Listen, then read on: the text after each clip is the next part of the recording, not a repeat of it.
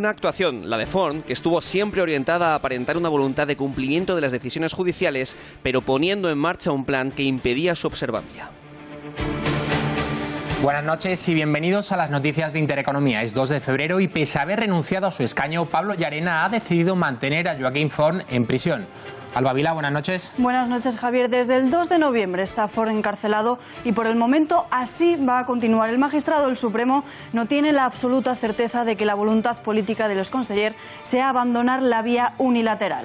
En el auto le señala como el principal responsable de la inacción de los Mossos d'Esquadra el día 1 de octubre. Y cito literalmente, Forn se aprovechó del dominio sobre el cuerpo de agentes para llegar al éxito del referéndum. Carles Puigdemont ha calificado en las últimas horas de mecanismo de secuestro mantenerle entre rejas. Una clara demostración de que los separatistas tarde o temprano acaban respondiendo ante la ley española. ¿Cuál es ahora el plan de los separatistas? Enseguida les mostramos todos los detalles. Repasamos el resto de la actualidad en titulares.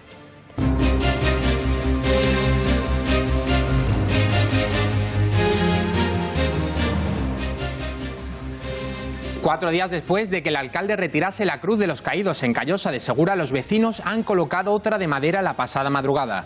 En unos minutos hablaremos con el portavoz del PP tras la decisión del Tribunal Superior de Justicia de Valencia de paralizar las obras de la plaza de la localidad de la Alicantina. En página económica, el paro ha incrementado en 63.747 personas este mes de enero en comparación con el pasado mes de diciembre. En nuestro país hay ya 3,47 millones de españoles en paro. Desde el Gobierno aseguran que el empleo creado es de calidad. Lo analizaremos con un experto. Saben ustedes que enero es generalmente, junto a octubre, malos meses para el empleo.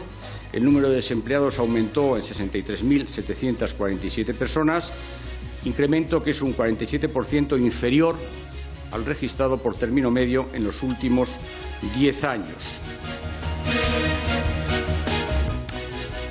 Los termómetros con temperaturas bajo cero, la nieve y fuerte oleaje vuelven de nuevo a España. Las grandes nevadas han vuelto a afectar a las carreteras españolas. Marta García Villanueva, desde la DGT, buenas noches.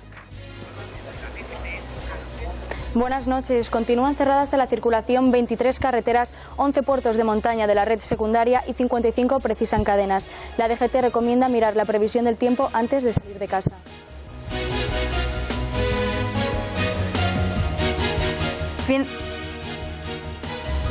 Finales de mayo, esa es la fecha en la que Irlanda celebrará un referéndum sobre el aborto. La vida es un derecho defendido, respetado y protegido en el país gracias a una enmienda de 1983. Enmienda y derecho que ahora pretenden romper desde el gobierno liberal.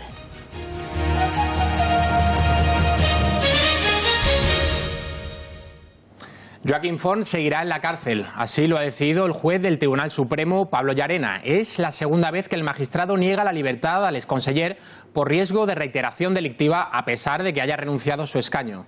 Llarena considera que todas las investigaciones apuntan a Forn como el responsable de la pasividad de los 17.000 agentes de los Mossos d'Esquadra en el referéndum ilegal del pasado 1 de octubre.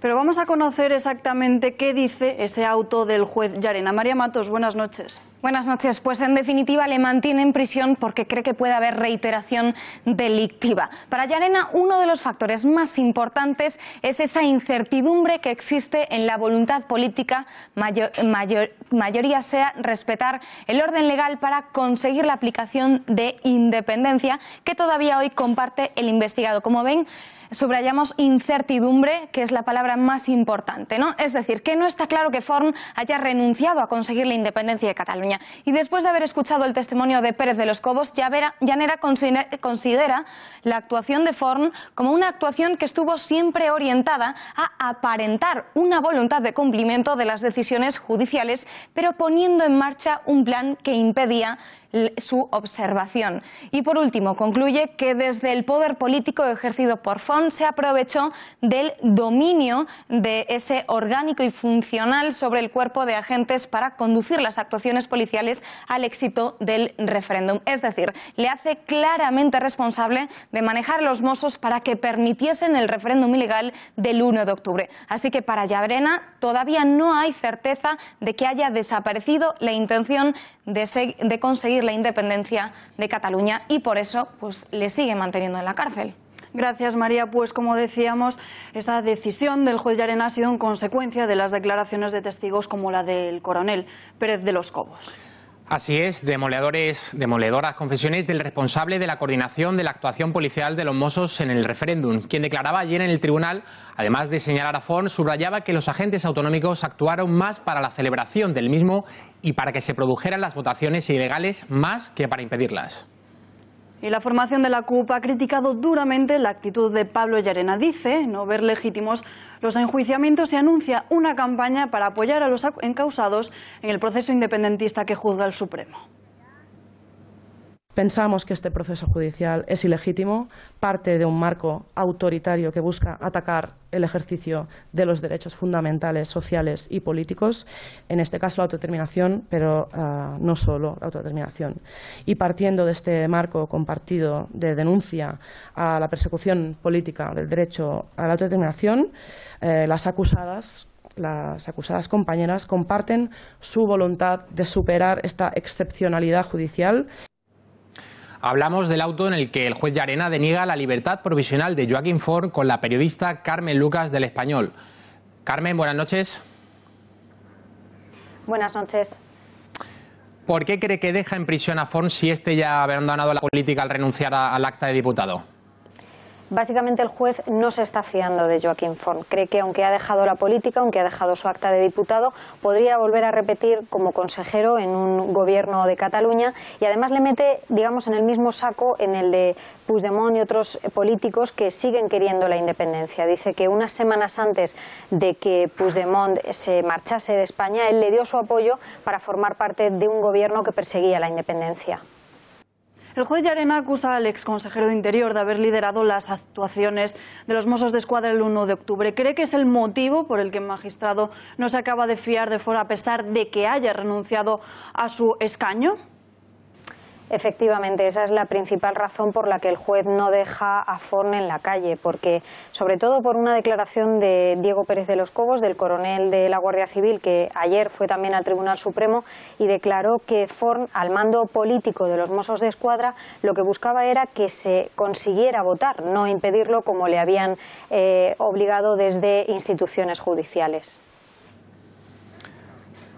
Esta semana han aparecido informaciones que apuntan a que el juez Llarena, cuando acabe su instrucción, inhabilitará a Oriol Junqueras, a los Jordis y también al propio Forn. ¿Por qué no ha sucedido lo mismo con otros detenidos involucrados en la rebelión? Bueno, lo que viene a decir la ley de enjuiciamiento criminal es que en el momento que un juez dicta un auto de procesamiento sobre cualquiera de los investigados en el proceso, esta persona automáticamente, por ser investigada por rebelión y haber un auto de procesamiento, queda inhabilitada. Por tanto, ellos, el resto de investigados, también quedarían inhabilitados. El juez lo que viene a decir es que la cúpula del proceso podría quedar inhabilitada para esa fecha, antes de unas elecciones catalanas. Muchas gracias, Carmen Lucas. Gracias. Los independentistas, tarde o temprano, han tenido que responder ante la justicia, bien sea ante el Tribunal Supremo, la Audiencia Nacional o el Tribunal de Cuentas. Vamos a hacer un repaso al proceso judicial del separatismo con María Matos. María Matos, buenas noches. Buenas noches. Pues vamos a ver cuáles son los tres escenarios de todo el proceso judicial por el que está pasando el independentismo. Tenemos al Tribunal Supremo con el juez Pablo Llarena, tenemos todas las pesquisas de la Guardia Civil y también tenemos al Juzgado de Instrucción número 13 de Barcelona. Estos son los tres agentes que están, por así decirlo, estrangulando al separatismo. Vamos a comenzar por el Tribunal Supremo. Vamos a analizar las declaraciones de esta última semana por la que han ido pasando diferentes exconsellers y que han hecho revelaciones muy importantes. No están imputados, pero sí que están citados como testigos. Son estos tres: Jordi Jané, el exconseller de Interior, Neus Munté y Meritxell Ruiz, ambas también exconselleras. Todos ellos formaron parte del gobierno de Carles Puigdemont y curiosamente los tres han confesado que el escenario en Cataluña se estaba complicando y que por eso presentaron su dimisión, porque sabían que la deriva de acontecimientos posterior al referéndum del 1 de octubre tendría consecuencias sentencias judiciales. Pero no han sido los únicos que se han sentado también en el banquillo, pero esta vez como acusados, no como testigos. Estas 6 personas han sido citadas a declarar por el Tribunal Supremo. Tenemos a Artur Mas, a Marta Pascal, número 2 del PDeCAT, a Marta Rovira, número 2 de Esquerra, a Ana Gabriel, Mireia Boya, ambas miembros de la CUP, y también a Neus Lloveras, de la Asociación de Municipios por la Independencia. Todos estos 6 están imputados y tendrán que ir a declarar entre el día 14 y el día 20 de este mes de febrero. Y por último, los 2 testigos casi más importantes. Albert Batlle es director general de los Mossos d'Esquadra, que dejó el cargo porque no quería poner a la Policía Autonómica al servicio del 1 de octubre. Y el coronel Pérez de los Cobos, designado como coordinador entre los Mossos, entre la Guardia Civil y la Policía para impedir el referéndum, que ha reconocido que después de las reuniones mantenidas, él constató que los Mossos formaban parte del plan de la Generalitat para conseguir la celebración del referéndum ilegal. Y vamos ahora a ver cuáles son los plazos del proceso soberanista a partir de ahora. En el mes de abril, aquí lo tenemos, se cierra, se acaba la instrucción del caso. Aquí se termina totalmente de escuchar las declaraciones de los imputados y de los testigos que veíamos anteriormente, y en junio ya se prevé que se comience con este juicio oral, que es donde se elige a quienes van a responder como acusados. Es decir, a Puigdemont, a Junqueras, a Jordi Sánchez y a Comín. Serán inhabilitados esas 4 personas y perderían su acta de diputados. Y 4 meses después, ya en noviembre, sí que conoceríamos una sentencia firme con penas de como mínimo 15 años. Y vamos a ver ahora qué es lo que ha dicho también el Juzgado de Instrucción número 13 de Barcelona, que es una parte muy importante de este caso. El juez dice que es evidente que en el 1 de octubre se pagó con dinero público, con el dinero del Fondo de Liquidez Autonómico. Aquí lo vemos. Es evidente que se pagó con el FLA. Y vamos ya por último a ver lo que dicen las pesquisas de la Guardia Civil, un demoledor informe de este cuerpo que dice, atención, que Junqueras lideró el referéndum porque nadie quería hacerse cargo de eso.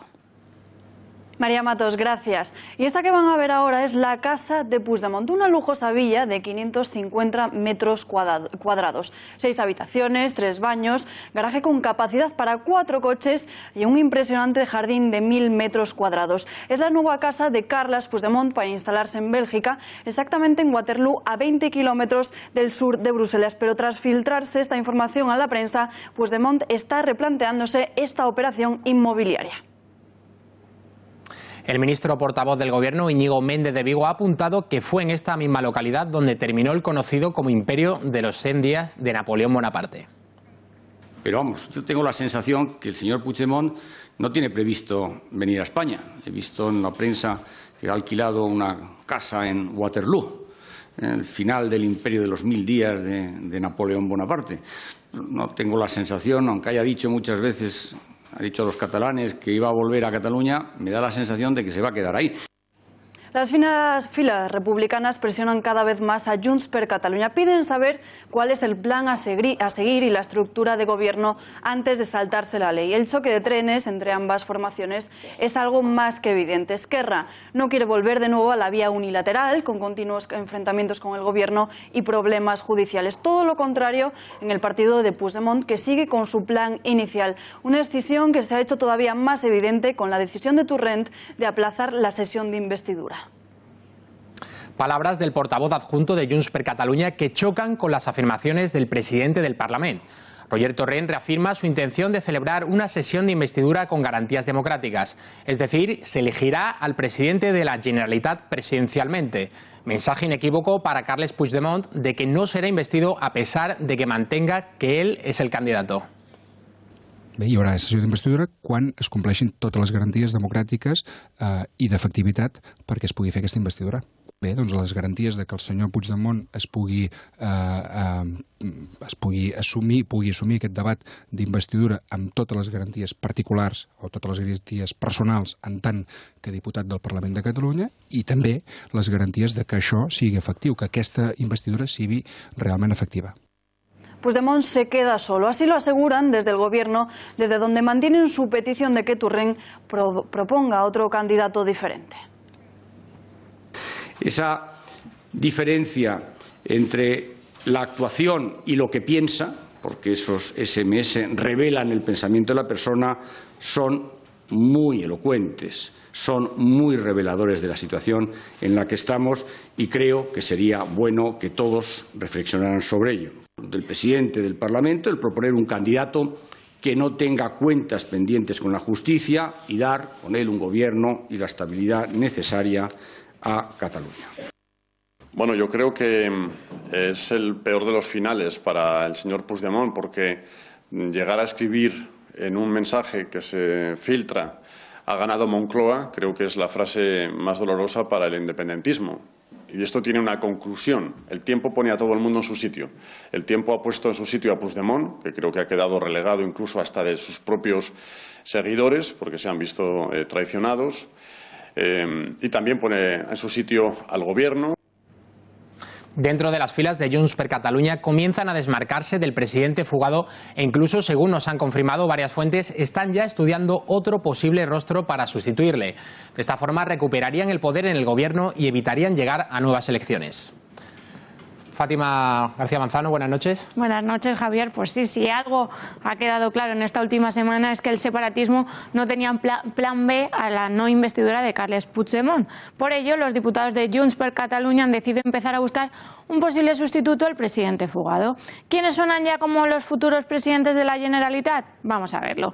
En primer lugar tenemos a Jordi Sánchez, el número 2 del partido de Puigdemont y el ex líder de la Asamblea Nacional Catalana. Seguro que están pensando, ¿este Jordi Sánchez es uno de los Jordis?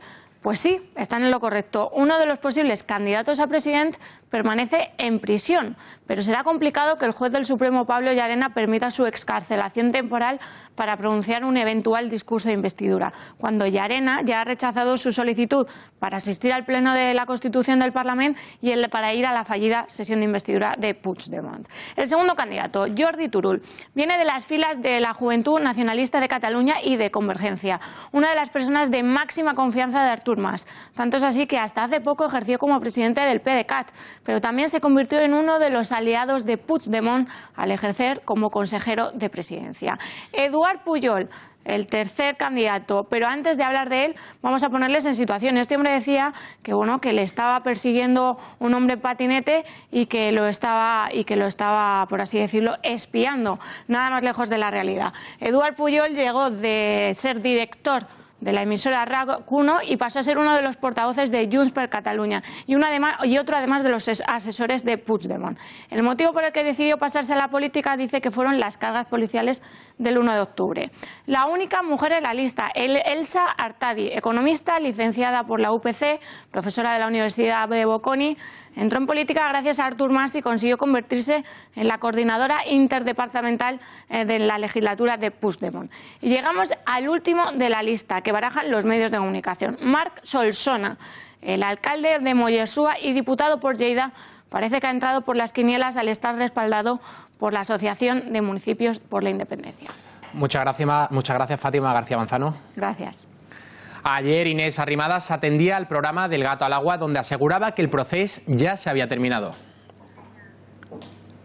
En primer lugar, a nosotros no nos dijeron que saliéramos por detrás, a nosotros nos dijeron cuáles eran las diferentes opciones y desde luego que por dignidad salimos por la puerta que toca. Es decir, yo nunca he salido por la puerta de atrás del Parlamento y voy a salir por la puerta que me toca porque yo no soy el problema. Es decir, el problema lo tienen las personas que insultan o que increpan o que intimidan o que agreden o que amenazan. De todas formas, insisto, yo creo que vamos a salir de aquí con realismo, no con vender humo como han hecho los independentistas. Y el realismo nos lleva a decir que ahora mismo no podemos gobernar con esta mayoría y con esta ley electoral, pero que estamos en el camino de revertir todo esto, es decir, que estamos trabajando y que el independentismo se está poniendo ante su espejo y sus propias debilidades. Es un proceso que desde luego es más lento de lo que nos gustaría, pero me parece que la victoria de Ciudadanos va a ser muy útil y va a ser el principio del fin del procés. Y tras la declaración unilateral de independencia, Junqueras y Puigdemont acordaron un plan de fuga, 2 horas y media de reunión en Vilopriu, Gerona, para decidir qué diputados querían permanecer en España y cuáles no. Hasta ahora se había pensado que Puigdemont huyó dejando atrás a sus compañeros separatistas. Para conocer todos los detalles tenemos conexión en directo con Eduardo Inda, director de OK Diario. Muy buenas noches, Eduardo Inda. ¿Qué tal? Muy buenas noches. ¿Por qué Junqueras, Romeva Mundo decidieron quedarse en España? Bueno, porque ellos consideraban que los perjuicios de fugarse a los que suponía quedarse en España y afrontar el envite judicial pues eran mucho mayores, ¿no? Y ellos pensaban que si iban y comparecían ante la justicia, primero en la Audiencia Nacional y luego ante el Supremo, daban la cara, daban las explicaciones, pues en fin, quedarían como imputados, lo que ahora se llama investigados, pero en ningún caso los meterían en la cárcel. Es decir, fue un error de cálculo que les ha salido muy caro porque, en fin, yo creo que se van a pasar en prisión al menos, pues en fin, hasta que haya un gobierno de la Generalitat, que eso va a tardar, y hasta que se vea que ese gobierno de la Generalitat es un gobierno que cumple la ley y acata la Constitución. Y si no es así, pues se van a pasar en prisión hasta que haya juicio, y cuando haya juicio los van a condenar a penas de cárcel. Por tanto, no hay recurso porque es el Supremo el que dicta la sentencia, y estos señores se van a pasar pues no menos de 8 o 10 años en prisión. En fin, ahí acertó el señor Puigdemont, en fin, que supo ver que podía haber riesgos ciertos de cárcel para todos los implicados en el golpe de Estado. ¿Puede ser una especie de táctica para que Junqueras se pueda imponer a Puigdemont? No, yo creo que no. Yo creo que Junqueras está más acabado aún que Puigdemont porque, como digo, pues va a estar en prisión unos cuantos meses más, si no hasta que se celebre el juicio. El juicio se va a celebrar y con toda seguridad va a haber una condena de cárcel para el señor Junqueras y para el resto de los golpistas, y por tanto, pues en fin, el señor Junqueras no es que esté acabado, es que está requete acabado, y se va a pasar pues no menos de 8 o 10 años en prisión. Es decir, el señor Junqueras no va a salir en libertad. Cuando se le condene se le van a privar de su derecho al sufragio pasivo, y por tanto pues su vida política no es que esté acabada, en fin, es ya la prehistoria. Esquerra se desliga por lo que parece cada vez más de Puigdemont. Si Llarena inhabilita a Junqueras y Puigdemont no vuelve, ¿quién será el candidato entonces? Pues yo creo que ni uno ni otro, porque el señor Puigdemont lo han tirado a la mar. El señor Junqueras no puede ser candidato porque va a ser inhabilitado y luego va a ser condenado, y en cualquier caso está en prisión. Y yo creo que será pues algún tapado, alguna persona pues que no haya participado activamente en el golpe de Estado, que al menos no esté imputado por el golpe de Estado el 1 de octubre. Y eso pues puede ser, pues no sé, desde el Sartadi a Eduard Pujol o cualquier otra persona que no nos imaginemos, insisto, y que entre comillas pues esté limpia de polvo y paja. Eduardo Inda, gracias y buenas noches. Muy buenas noches a todos. Crónica de lo que ocurrió el día de la no investidura en los aledaños del Parlamento. Radicales separatistas rompían el cerco formado por los Mossos, mientras que en el interior del hemiciclo catalán distintas fuerzas políticas se reunían. Nuestro compañero Kake Minuesa fue testigo de todo lo que allí sucedió: insultos, agresiones, violencia, todos los detalles en un reportaje que podrán ver aquí en Intereconomía a las 10:30. Pero les mostramos un pequeño avance. En el día de la no investidura, en el día de la convocatoria, en el día de la marcha atrás, en el día de la marmota. Los políticos finalmente han decidido no venir, nos han convocado aquí para nada. Nos vamos. ¡Prensa española, manipuladora! Estamos a las puertas del Parlamento en esa sesión de investidura fallida con la gente a gritos de prensa española manipuladora. Nos llaman fascistas, nos insultan. En esta manifestación, convocada por la Asamblea y convocada desde los distintos ámbitos de los políticos independentistas para venir aquí a reclamar esa libertad de los presos políticos, ¿no? Como cogen las vallas y las tiran y, ojo, atención, no sea que nos vaya a caer a nosotros una valla encima. Los gritos que están dando ahora mismo son "els carrers seran sempre nostres", porque las calles serán siempre suyas, es lo que gritan junto con otros cánticos aquí enfrente del Parlamento. Después de la decisión de Llarena de mantener en prisión a Joaquim Forn, ¿en qué situación queda esta situación catalana? Tiempo de análisis con Rafa Núñez Huesca. Muy buenas noches, Rafa. Buenas noches. En contra de lo que se viene afirmando, además con manera rotunda en los últimos días, el procés está finiquitado. Todo esto a raíz de esas informaciones de Telecinco en las que se mostraba el teléfono de Tommy Comín con un SMS, unos mensajes de WhatsApp del expresidente de la Generalitat, mensajes en los que supuestamente se rendía y abdicaba de sus responsabilidades y se refería al éxito del plan de la Moncloa, ese plan que nadie sabe muy bien en qué ha consistido, pero un plan que según Puigdemont habría triunfado. Digo, en contra de lo que se viene diciendo, el procés no ha acabado de ninguna manera. Lo que sí ha acabado es la figura política de Carles Puigdemont, que ha quedado eclipsada por las nuevas generaciones de independentistas, una nueva ola de separatistas sin lastres judiciales que tomará sin duda el relevo. Ahora mismo el horizonte judicial de toda una generación de políticos independentistas los inhabilita para la actividad política, y no para la actividad política próxima o inmediata, sino a medio y a largo plazo. Hay que tener en cuenta que el recorrido judicial de los cargos que se les imputa a esta gente puede llegar incluso a 20 o a 30 años en el peor de los casos si se les condenara por rebelión. De manera que hay una generación de políticos catalanes inhabilitada. Eso no quiere decir de ninguna de las maneras que el Estado haya ganado el pulso al separatismo. El separatismo vive en Cataluña, el separatismo continúa, el separatismo está siendo alimentado de manera diaria y cotidiana en las escuelas, el separatismo tiene tentáculos mediáticos que son muy alargados y es en estos aspectos, que son en realidad los nucleares del desafío, donde el Estado, precisamente en estos, donde el Estado no se ha atrevido a meter mano.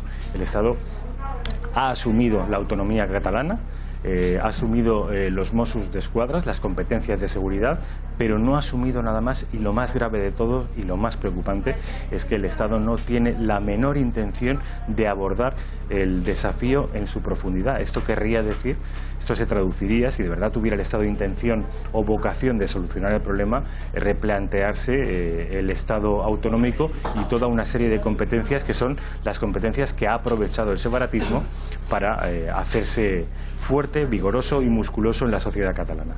De manera que esto no deja de ser un punto y seguido en el desafío independentista catalán.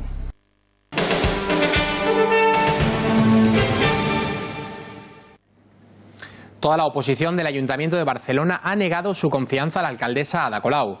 Colau ha perdido la cuestión de confianza en el pleno extraordinario en el que se ha sometido para aprobar los presupuestos. La alcaldesa de la capital catalana ha retado a la oposición a acordar un alcalde alternativo. Como decimos, Colau ha perdido la cuestión de la confianza con el apoyo de los 11 ediles de Barcelona en Común, la abstención del partido del PDeCAT y Esquerra y el rechazo del resto de concejales del Ayuntamiento de Barcelona.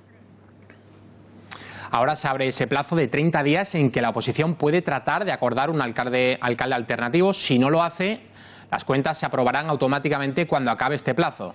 Hablamos de ello con el portavoz del Partido Popular en el Ayuntamiento de Barcelona, Alberto Fernández Díaz. Señor Fernández Díaz, buenas noches. Hola, ¿qué tal? Buenas noches. ¿Ve posible un acuerdo entre los distintos partidos de la oposición para proponer a otro alcalde alternativo a Ada Colau?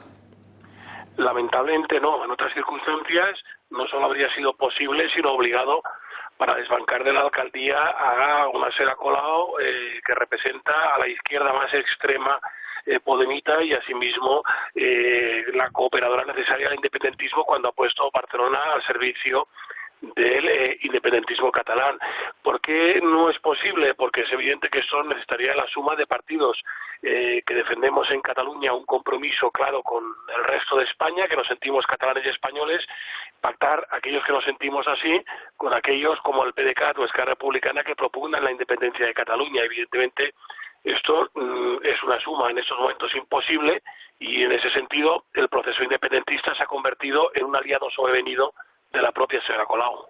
Y don Alberto, ¿por qué cree que Ada Colau está más sola que nunca? ¿Cree que su apoyo al radicalismo independentista le ha pasado finalmente factura?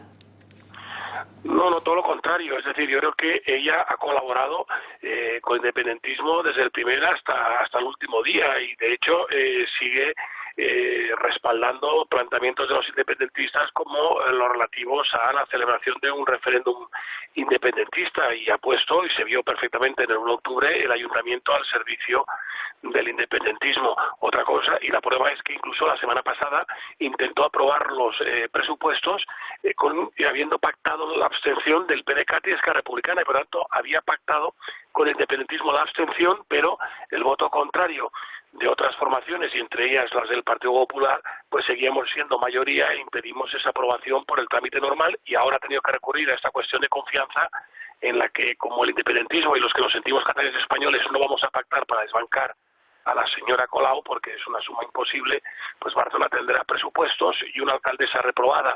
Tendremos una Ada Colau que habrá superado la cuestión de confianza, paradójicamente con una censura a su gestión por parte de la oposición, donde quiero recordar que Ada Colau, con solo 11 concejales o 41, gobierna nuestra ciudad con la minoría más absoluta de la historia democrática de Barcelona, en la que nunca tan pocos lo tuvieron todo, y como en el caso de la señora Colau lo ejercieron de forma tan totalitaria. Señor Fernández Díaz, hemos visto que el turismo ha vuelto a caer en Barcelona durante el mes de diciembre. ¿Echan falta autocrítica por parte de los partidos independentistas? En efecto, es decir, aquí ha habido la tormenta perfecta, el proceso independentista y la gestión Colau. Un proceso independentista que evidentemente ha proyectado inestabilidad, insolvencia a Barcelona y a Cataluña, que ahuyenta a los turistas, que además de buscar descanso, tienen interés cultural, etcétera, lo que buscan también es destinos que ellos consideren que te puedas encontrar cómodo y sin sobresaltos. Y es evidente que el proceso independentista ha tensionado Barcelona-Cataluña, y con ello también ha distorsionado la imagen de nuestra ciudad en el mundo. Pero es que a eso se añade también la propia gestión de Ada Colau, que ha promovido una verdadero turismofobia, ha incitado el rechazo al turismo en Barcelona, y el turismo, que en nuestra ciudad es una oportunidad que crea empleo y representa el 14% del Producto Interior Bruto de Barcelona, la señora Colau, con su turismofobia, ha convertido el turismo, que es una oportunidad para nuestra ciudad, en un problema por su equivocada gestión y por esa turismofobia que ha promovido. Y por tanto, la turismofobia de Colau y el proceso independentista pues es la mayor amenaza del turismo en Barcelona. Señor Fernández Díaz, muchas gracias por atendernos y buenas noches. Buenas noches, un saludo. El presidente de la Asociación de Víctimas del Terrorismo, Alfonso Sánchez, se ha reunido en París con Hélène Dabo, directora adjunta del gabinete de la ministra de Justicia de Francia, para abordar el posible acercamiento de los presos etarras al País Vasco. En dicho encuentro, el gobierno francés ha asegurado a la AVT que no modifica la política penitenciaria y que no tiene previsto cambiarla en el futuro. Hélène Dabo ha confirmado que los presos han tenido que cumplimentar individualmente una solicitud pidiendo ese acercamiento y que serán solo las peticiones individuales las que estudie el Ministerio de Justicia francés.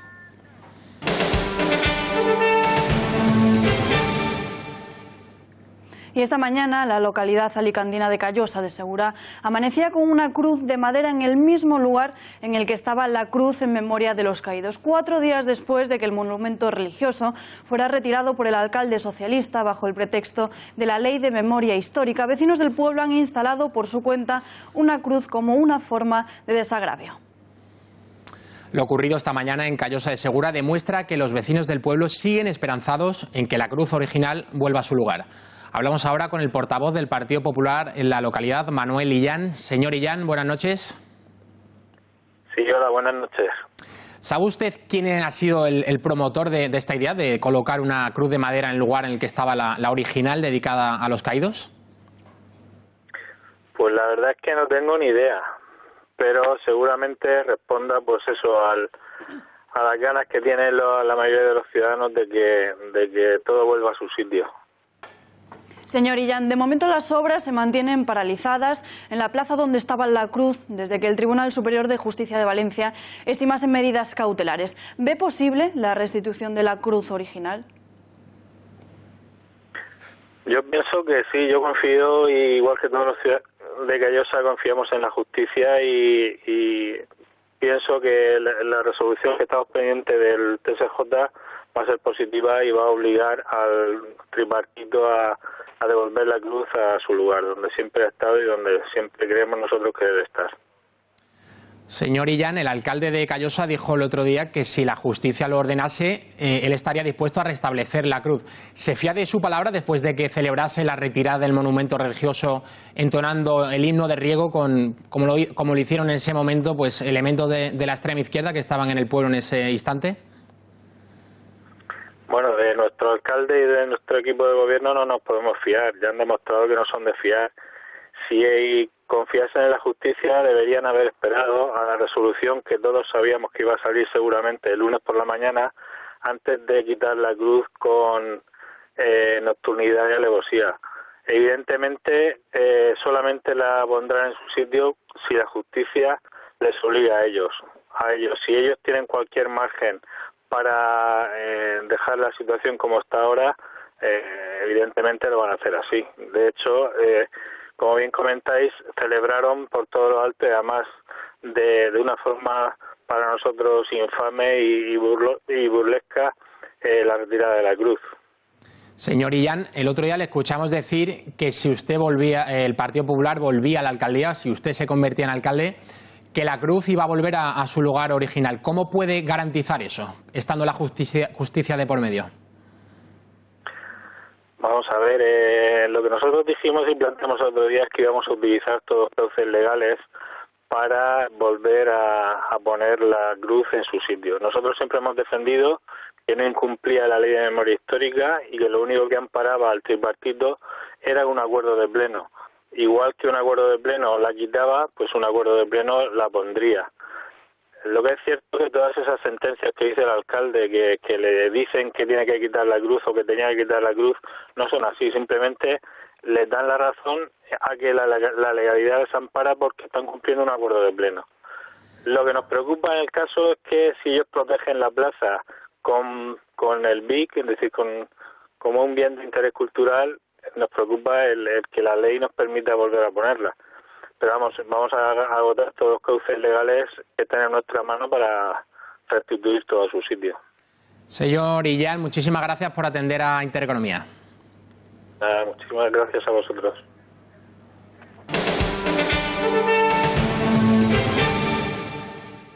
Abrimos página económica con malas noticias porque el paro ha incrementado en 63.747 personas este mes de enero desde el pasado diciembre, llegando de esta forma a los 3,47 millones de desempleados. Estas cifras se deben al fin del mercado de Navidad. Aún así, es su nivel más bajo desde el año 2010, tal y como pueden ver en sus pantallas.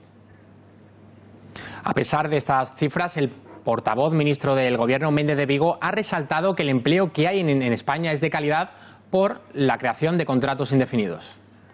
Saben ustedes que enero es generalmente, junto a octubre, malos meses para el empleo. El número de desempleados aumentó en 63.747 personas, incremento que es un 47% inferior al registrado por término medio en los últimos 10 años. Y aunque enero no suele ser un mes bueno para el empleo, la subida del paro del pasado mes supone una cifra superior a los cerca de 57.000 desempleados registrados en los dos ejercicios anteriores. Hablamos de ello con el presidente de la IMF Business School, Carlos Martínez. Señor Martínez, buenas noches. Buenas noches. Los datos registrados en enero con una subida de 63.747 desempleados superan las cifras de los 2 años anteriores. Aún así están lejos de los 100.000 e incluso 200.000 parados de los años de la crisis. ¿Cree que estos datos vaticinan un mal 2018 en el empleo? Vamos a ver, lo que está claro es que se está ralentizando el mercado laboral. Lo vivimos ya en el último trimestre de 2017 y en 2018 se está confirmando esa tendencia.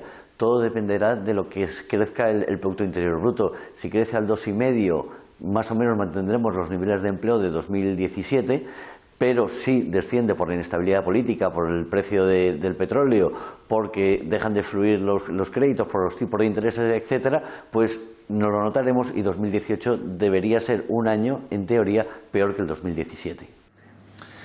La dinámica en la creación de empleo es positiva en los últimos años. ¿Cree que todo esto se debe a la reforma laboral aprobada por el Gobierno en su primera legislatura? El crecimiento se debe fundamentalmente al Producto Interior Bruto. Hemos estado creciendo por encima del 3%, eso se ha trasladado al empleo, pero evidentemente pienso que la reforma laboral ha sido una ayuda importante dando flexibilidad al mercado laboral para que se creen más empleos de los que inicialmente era previsible. Entonces, esa flexibilidad ha introducido una mayor contratación por parte de las empresas que ven que la mano de obra se puede ajustar más a sus necesidades y por eso hemos tenido tan buenos resultados en estos últimos años. ¿Y comparte la opinión del ministro Méndez de Vigo de que el empleo en España es realmente de calidad? Depende de cómo lo miremos. Evidentemente, lo primero que tenemos que pensar es que el 73% de los trabajadores españoles tienen un contrato indefinido. Eso sí, hay una cara B, que es ese 27%, que son trabajadores que no son capaces de conseguir un contrato indefinido, que viven en una situación de cierta precariedad, de inestabilidad por la falta de estabilidad laboral, pero realmente no debemos olvidar, insisto, que el 73% de nuestros trabajadores tienen un contrato indefinido. Señor Martínez, gracias y buenas noches. Buenas noches. Hemos querido conocer la opinión de los ciudadanos sobre esta afirmación de Méndez de Vigo de que el empleo en nuestro país es de calidad. Julia López ha salido a la calle para comprobarlo. Es precario, por supuesto que lo es, pero ¿qué van a decirnos? ¿Van a desanimarnos más? Lo saben ellos muy bien, lo que lo intentarán es corregir. La situación que hay ahora en el empleo de la gente joven es de contratos temporales y no muy bien pagados y se tiende a la precariedad. A ver, yo creo que hay que intentar que sea de más largo plazo. La gente joven es la que peor le está pasando y también las edades de 45 50 para arriba. No, mucho del empleo que se crea no creo que sea de calidad. Como tengo ahora muchos amigos que están intentando encontrar trabajo y son todos trabajos temporales, saltando de uno a otro. Yo creo que no, sobre todo para los jóvenes. ¿Por qué? Porque las condiciones laborales son nefastas, los salarios son muy bajos, no podemos independizarnos. No, no estoy de acuerdo con él. ¿Por qué? Pues porque no es verdad. Y aunque somos trabajadoras, no somos tontas tampoco, que nos quieren hacer creer que es de otra manera y no es. No, para nada, para nada. ¿Por qué? Porque no se crea nada bueno de calidad. Poco, malo, mal pagado, muy mal. Es una vergüenza. El paro está bajando, pero con contratos de miseria, de temporalidad, contratos por horas. Y si ese es el empleo del cual el gobierno está orgulloso de fomentar, pues así nos va. Pues como podemos ver, la gente no está nada de acuerdo con el ministro Menéndez de Vigo y aseguran que el empleo que se está creando hoy en día es totalmente precario y además que los que lo están pagando en este caso son los más jóvenes. CaixaBank cierra su mejor año con beneficios de 1.164 millones de euros. Corresponde un 60% más en 2017 gracias a la incorporación de un banco portugués, BPI. De las ganancias del grupo, CaixaBank generó en España 1.508 millones, un 44,1% más. La aportación de este banco fue de 176 millones. Y atención, porque Mariano Rajoy eleva la previsión de crecimiento económico al menos al 2,5%. No obstante, este dato muestra que el Ejecutivo teme todavía que la incertidumbre catalana pueda tener un impacto negativo sobre la evolución del PIB nacional. Y es que antes de que el órdago independentista desembocase en el referéndum ilegal del pasado 1 de octubre, la previsión oficial de crecimiento era del 2,6%. Y este año 2018 va a ser también un buen año. Nosotros habíamos fijado nuestra previsión de crecimiento en el 2,3, pero en las próximas fechas lo vamos a actualizar y la vamos a situar al menos en el 2,5% el crecimiento para el año que viene, 2018, en el conjunto del país. Bien, señoras y señores, yo soy de los que creo y pienso que coincido con la mayoría de los aquí presentes que España es un gran país. Hemos conocido los nombres que pertenecen a un mínimo porcentaje de españoles que tienen sus bolsillos llenos de dinero. Los 200 más ricos de nuestro país. Sus fortunas van desde los 50 millones hasta los 62.700 millones. En el quinto puesto, Francisco y John Riveras Mera. Su fortuna asciende a los 5.900 millones y es uno de los máximos accionistas de la corporación Gestamp. Sandra Ortega Mera en la cuarta posición con 7.000 millones, hija de Amancio Ortega y es accionista de Inditex. Los máximos accionistas de Ferrovial, Rafael del Pino y familia, son los terceros más ricos de España, con 7.050 millones de euros. El segundo es Juan Roch Alfonso, que es el presidente de Mercadona y cuenta con un patrimonio de 9.250 millones. Y llegamos ya al más rico de España, como no, Amancio Ortega. Y presten atención porque su riqueza asciende a los 62.700 millones de euros. El recibo de la luz baja en enero un 5% y es un 15% menor al de hace un año.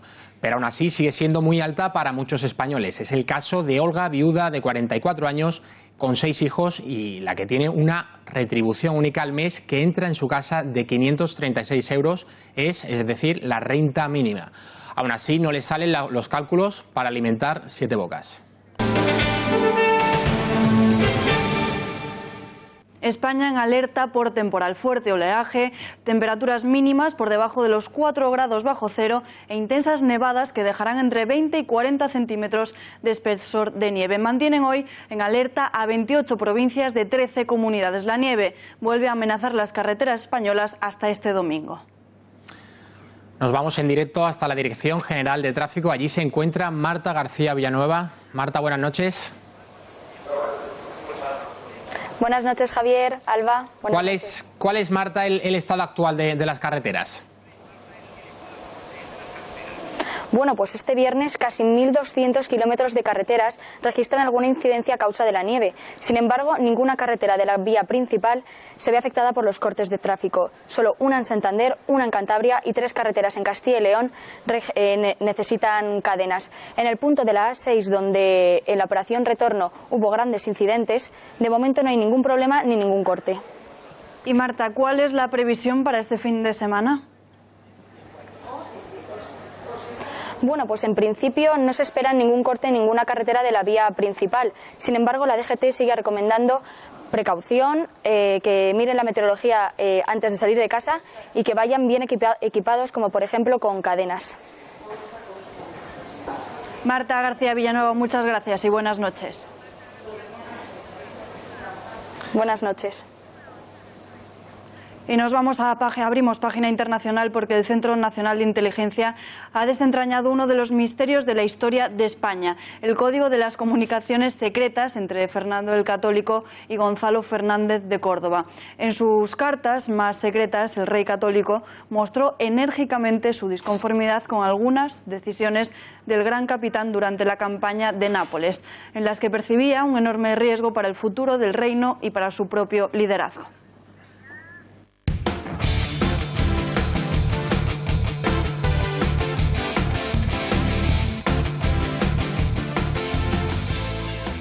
Juanma Pérez Noya, buenas noches. Buenas noches.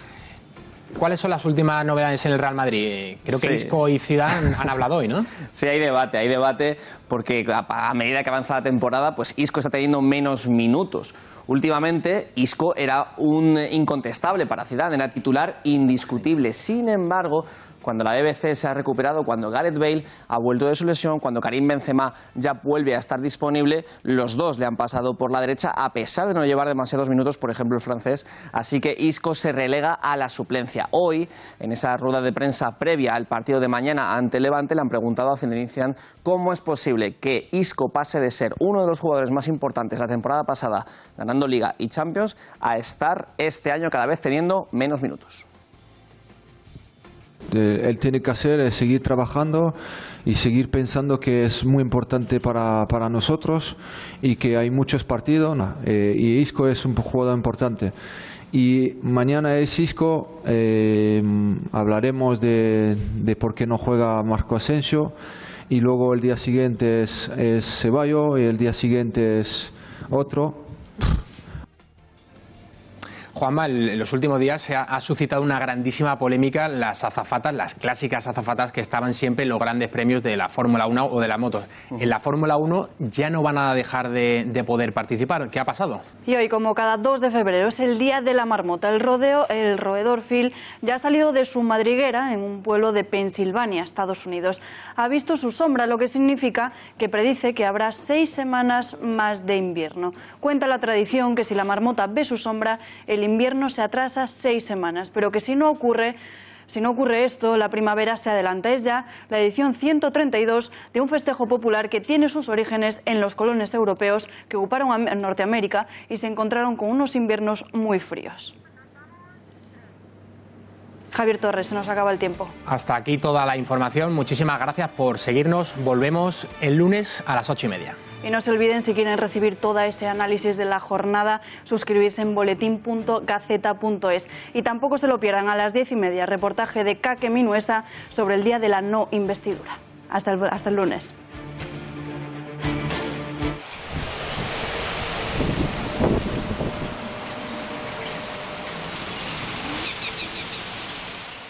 Situación meteorológica muy adversa durante la jornada de este domingo. Seguimos con temporal, con fuertes precipitaciones que van a darse en el Pirineo y en el Cantábrico y lluvias que también van a afectar a otros puntos, principalmente a áreas del sudeste. Esperamos fuertes lluvias en puntos de Andalucía, también de Castilla-La Mancha, la Comunidad de Madrid, Aragón interior de la Comunidad Valenciana y no las descartamos también en Baleares. Además pueden producirse en forma de nieve, por lo que insistimos en esa precaución si tenemos que circular en carretera. También tenemos avisos por fenómenos costeros, oleaje de hasta 5 metros de altura en puntos del Cantábrico, pero sin duda la protagonista va a ser la nieve. Tenemos avisos por nevadas en gran parte de España, seguimos sumando centímetros en zonas de montaña del norte, también avisos por nevadas en la Comunidad de Madrid.